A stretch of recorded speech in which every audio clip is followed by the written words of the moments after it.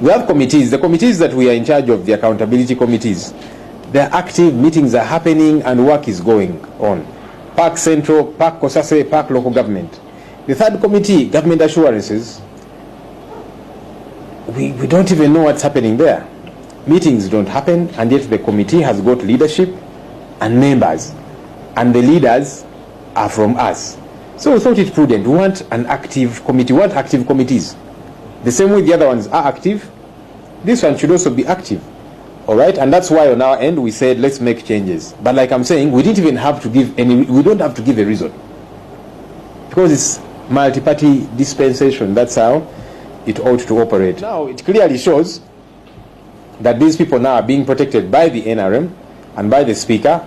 So again, for us, they don't represent us now as leaders on those committees because we have withdrawn them. Yes, Kampala TV 256. Gwena mugana nga kyaje kumideko nkwebaza bwebaza okusalawo n'ogamba nti amawulire gonna agafa mu kisaawe ky'ebyobufuzi mu ggwanga Uganda ogenda kubanga ogafunira ddala no ku channel yaffe eya Kampala TV 256. Ate gompya abadde tanaba kubeera ng'osubscribinga muganda nja kusaba okusubscribinga okona wali akadaawo kano kajja kuyambako kasita wabeerayo eggulire lyonna lye tubanga tutaddeyo.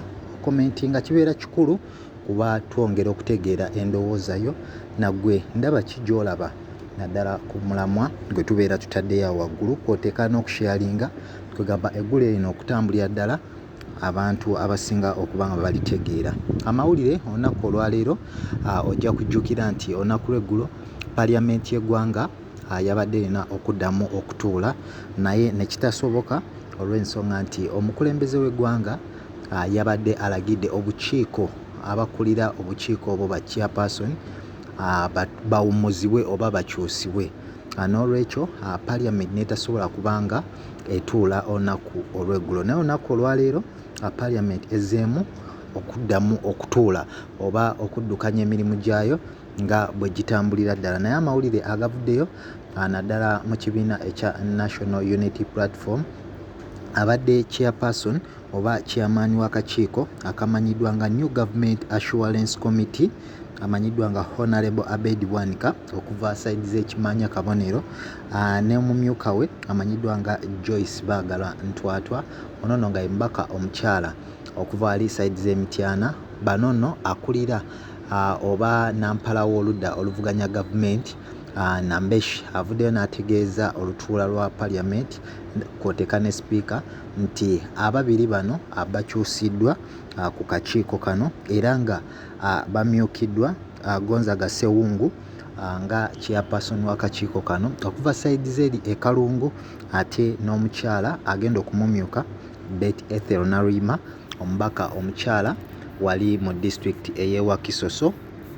Amawulire gano mu Parliament y'eggwanga bwe gatyo olunaku olwaleero bwe gafulumye nga Abedi Bwanika abadde akulemberamu akakiiko kano n'omumyuka Joyce Baagala basobodde okubeera nga bakyusiddwa. Naye Nambeshu abadde ayanja ekiteeso kino Speaker wa Parliament oba n'abamu ku babaka ba NRM bavuddeyo ne bamulaga nga bano bwe batasaana kukyusibwa kuba bo balaba nga emirimu bagikoze bulungi wabula akulira oludda oluwabula gavumenti Joel Ssenyonyi avuddeyo n'ategeeza nti Speaker kituwa oba kiri mu kawaayiro oba kiri mu mateeka okubeera nga abakulira obukiiko buno bakyusibwa naddala singa emirimu agibeera tegitambulira ddala bulungi.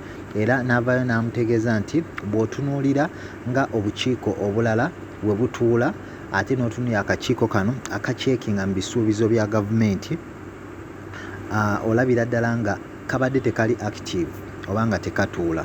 So n'olw'ensonga eyo ye n'avaayo n'ategeeza nti kyandibadde kyamakulu abakulira akakiiko kano okubanga bakyusibwa olw'ensonga nti ebintu bingi oba bye basaana okwekenneenya naddala mu gavumenti oba ebyo byebeera esuubiza.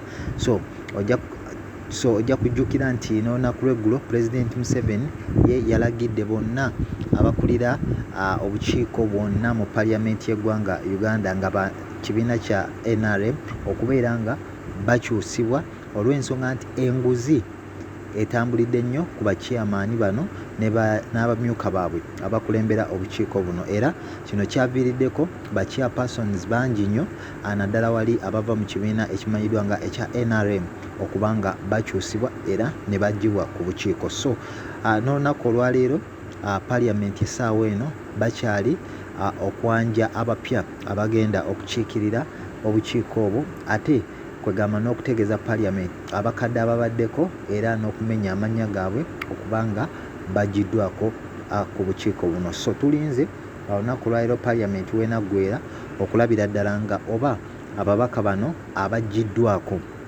naddala Abed Bwanika ne omukyala Joyce Baagala okubanga basikisiddwa Gonzaga Sewungu ne Beth Ethel Narima banaaba bakakasiddwa Parliament y'eggwanga Uganda. Joyce Baagala nno kwoteeka ne Abed Bwanika bongedde okugwa mu mitawaana. Ojja kujjukira nti n'ekibiina kyayawukana n'ekiteeso kye baliko ekya omukolo ogusiima Mathias Mpuuga Nsamba, newankubadde ng'ekibiina kyo kyali kyamugyamu obwesigwa, bano ababiri abaavaayo ne bayimirira mu mugongo gwabwe nti wadde ekibiina kimugobye naye bo bakyali wamu ne Mathias Mpuuga. So tulindiridde okulaba oba akakiiko ke batuddeko banaalemezebwako oba banaggyibwako. So gwe weekumire bwekumizi Kampala TV 256 atanaba kusubscribinga muganda wange okolera ddala omulimu ogutali mulungi. Subscribinga, olikinge,